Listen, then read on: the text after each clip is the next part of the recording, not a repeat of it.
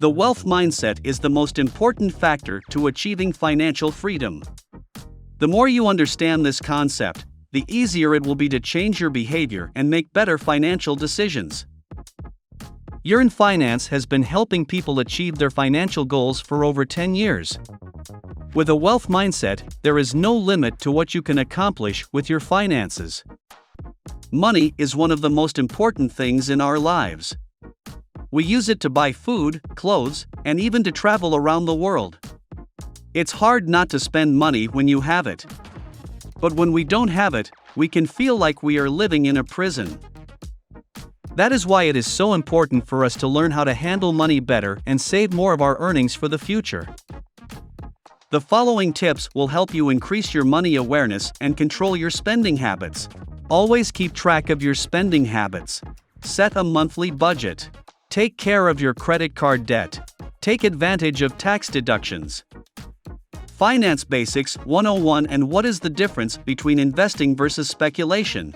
Investing is the act of committing money or capital to an enterprise with the expectation of obtaining income or profit.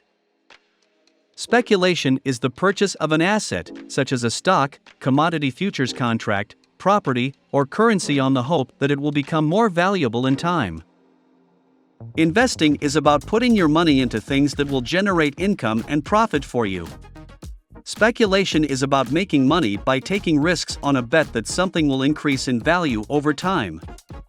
The three major ways in which we waste money every day are: buying things we don't need, not cooking at home, eating out for lunch. The first step to stop wasting money is to avoid buying things that we don't need. We should not spend our hard-earned cash on items like clothes, household goods, and other items when they are not a necessity. We should also avoid impulse shopping and try to stick to the list of necessities that we have made before going shopping.